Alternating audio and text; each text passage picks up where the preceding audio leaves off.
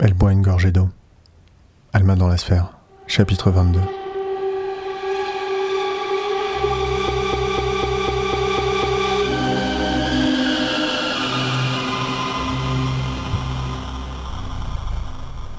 Jane marche le long d'une route interminable. Ses pieds meurtris, sa gorge asséchée, ses yeux secs, stigmates d'une marche forcée de plusieurs jours. Son esprit divague au gré des vents et de la soif, nouvelle compagne dans ce voyage dont la conclusion semble paradoxalement s'éloigner à chaque pas. Les yeux rivés au sol, elle remarque le bitume défoncé, preuve de la négligence des Scoptes pour les infrastructures du pays. Elle lève les yeux vers Alma, une centaine de mètres plus loin.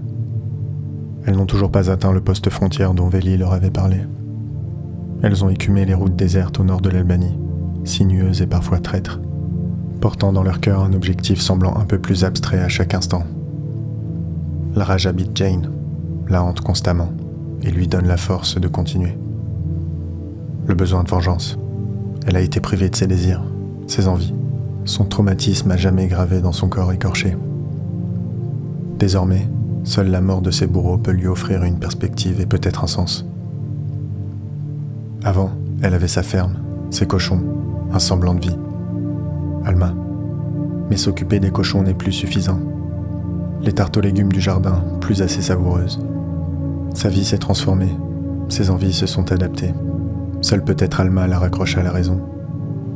Alma qui continue, brave, sans jamais se plaindre. Les pieds en sang que ses chaussures élimées n'ont pas su protéger n'ont tiré aucun commentaire de la jeune fille. Aucun soupir. Jane le sait, désormais, c'est la compassion qui lui confère cette force. Elle ressent les autres, les affres de leur douleur. Et elle décide d'agir, du haut de ses 12 ans. Pas une plainte, pas un pleur, pas un souffle. Uniquement la volonté d'aller jusqu'au bout.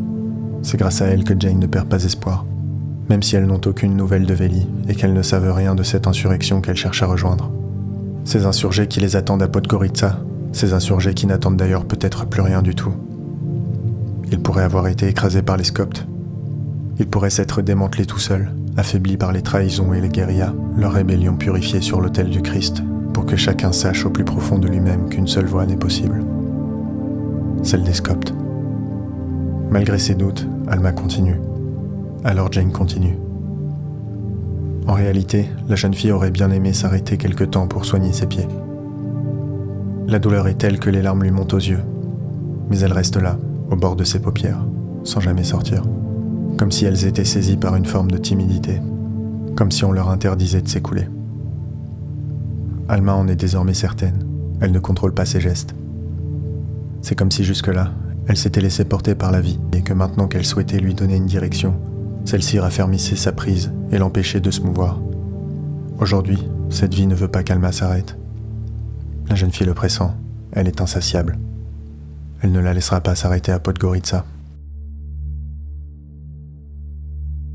Arrivées au poste frontière, Jane et Alma décident d'observer en retrait. Plusieurs voitures militaires sont stationnées autour de bâtiments délabrés. Des hommes armés de fusils d'assaut sont postés près d'une barrière rouge et blanche, placée en travers de la seule route praticable à des kilomètres. C'est cette route qui relie l'Albanie au Monténégro. Veli en avait parlé avant de partir sans plus donner de nouvelles. À l'intérieur d'un bâtiment aux fenêtres brisées, Jane aperçoit plusieurs hommes autour d'une table. Ils jouent aux cartes et fument des cigarettes, dans un silence brisé par l'occasionnelle rage des malchanceux. L'un d'eux attrape une bouteille d'eau et s'abreuve quelques secondes qui paraissent une éternité à Alma. Sa gorge se serre. Son cerveau essaye de lui rappeler ce que boire de l'eau peut procurer comme sensation. Elle n'est pas sûre d'y parvenir. Alors, son corps se meut tout seul vers le bâtiment. Ce n'est pas elle qui maîtrise ce mouvement, mais elle n'a même pas la force d'en protester silencieusement. Jane, à moitié ahurie et sonnée par la fatigue, ne comprend la situation que trop tard. Alma est déjà repérée par 2 soldats qui s'avancent lentement vers elle. La jeune femme sort de sa cachette et la suit. Alma ne dit rien. Elle présente simplement sa condition aux soldats. Les 2 hommes armés la toisent, sans pointer leurs fusils. Ils attendent que Jane arrive à ses côtés pour évaluer complètement la situation. Rien ne semble menaçant dans ces 2 âmes rachitiques perdues au bord du pays. Elle n'inspire que pitié. Sans mot dire, il les invite à les suivre jusqu'au petit bâtiment où les autres hommes jouent aux cartes. Ils sont 4 autour de la table, carte en main, cigarette au bec, verre de raki entamé. L'un d'eux leur tourne le dos. Les trois autres lèvent les yeux pour observer les invités inattendus. L'air est chargé de fumée mêlée à la sueur et aux vapeurs d'alcool. Sans cérémonie, l'un des hommes qui les accompagne saisit une bouteille d'eau au sol et la tend à Alma. Elle en avale la moitié quasi d'une traite avant de la tendre à Jane. Son regard fatigué s'attarde sur l'homme qui ne s'est pas retourné. Il est assis sur lui-même. Ses mains fripées et anguleuses laissent deviner un âge avancé. Ses longs cheveux gris. Alma frissonne. « Tu t'es bien abreuvé, Alma ?» La jeune fille écarquille les yeux. L'homme se retourne. Elle reconnaît instantanément la longue barbe du vieux fou.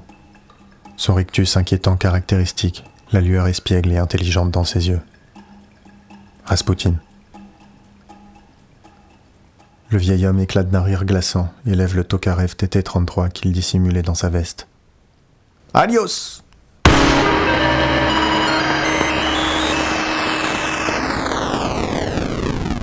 Alma s'écroule instantanément. Sa cervelle repeint le mur derrière elle, peinture brutale et grotesque glissant lentement vers le sol. Jane, le visage ensanglanté, reste tout à fait immobile.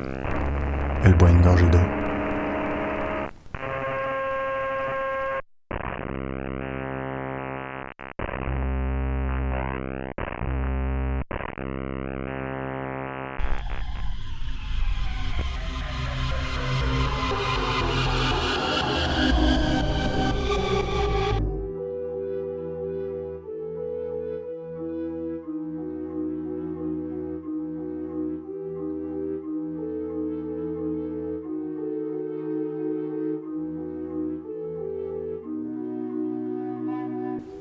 Assis derrière un bureau en bois massif et ancien, un homme d'une cinquantaine d'années, grisonnant, portant une simple chemise sans veste ni cravate.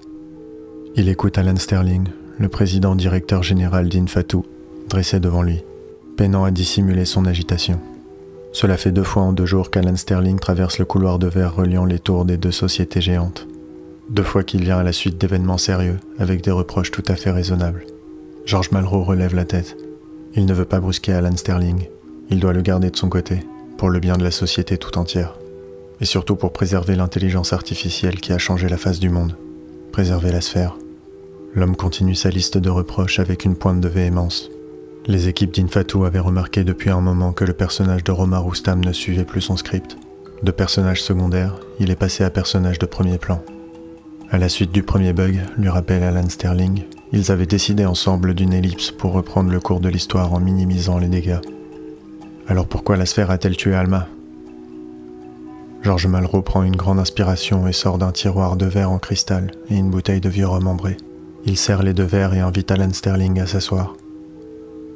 Une gorgée du liquide brûlant roule lentement dans sa trachée jusqu'à son estomac. « Le monde des scopes n'est qu'une infime partie de ce que gère la sphère, » dit-il.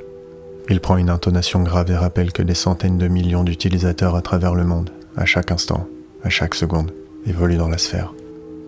Le monde des scopes n'est qu'un simple jeu qui fascine les foules dans un monde déprimant. Alan Sterling le coupe. Il sait déjà tout cela. Il n'a pas besoin du discours de présentation de la sphère. Il ne le connaît que trop bien. Ce simple jeu, dit-il, faut déjà plusieurs milliards de cercles. Vous savez aussi bien que moi, George, que la sphère, et même les gens qui ne vont pas dans la sphère, sont intimement liés au monde des scopes. Ils attendent chaque semaine que Tyler prenne sa petite manette et fasse vadrouiller la jeune Alma. Inutile de vous rappeler le contrat qui lie Tyler à Infatu. Contrat qui par extension lie Infatu à la sphère. George Malraux acquiesce. Il n'a rien à redire à cela. L'an dernier, il ne se serait jamais douté que le monde des scopes deviendrait un véritable phénomène de société. Lorsque Léon Cormack, le créateur de la sphère, lui a apporté le projet, il lui a simplement demandé de trouver un testeur pour ce nouveau jeu basé dans une partie isolée de l'IA. George Malraux, en tant que directeur général de la sphère, ne pouvait refuser.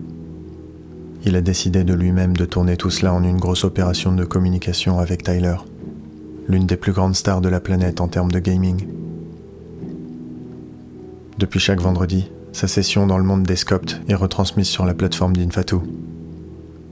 Alan Sterling reprend. Il n'y a jamais eu mention de Rasputin dans le plan sur 3 actions. C'est pourtant ce plan qui permet d'anticiper le déroulement de la narration et d'adapter la stratégie marketing en conséquence. Rien ne les a préparés à Rasputin. Pourquoi la sphère a-t-elle changé le personnage de Romar Oustam en Rasputin ? Pourquoi pose-t-elle des questions qui n'ont rien à voir avec le plan de quête? D'après des études, le public est intéressé par les purifications et la survie d'Alma dans le monde des Scoptes. Il ne faut pas l'oublier. Pour toute réponse, George Malraux s'adresse au vide. Faites entrer Harold.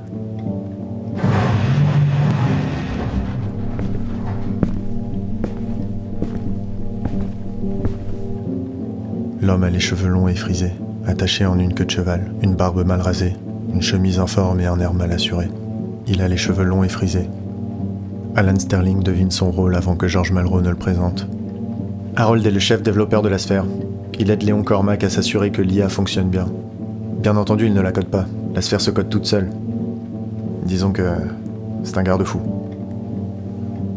Un garde-fou, répond George en toisant le développeur. Il n'a pas su garder ce vieux fou de Rasputin pourtant. George Malraux reste impassible et encourage Harold d'un signe de tête. Alan Sterling l'arrête juste au moment où le chef développeur s'apprêtait à prendre la parole. Pour lui, il faut donner une direction à la sphère. Jusqu'ici, Infatu a respecté leur volonté de laisser faire l'IA, mais une limite a clairement été atteinte. Le regard insistant de George Malraux convainc Harold de se lancer. Nous allons créer un patch, c'est la seule solution. Il jette un coup d'œil furtif à son patron. Nous vous enverrons un rapport, dans les meilleurs délais. Alan Sterling regarde George, ignorant royalement le développeur. Il hoche la tête silencieusement et quitte le bureau.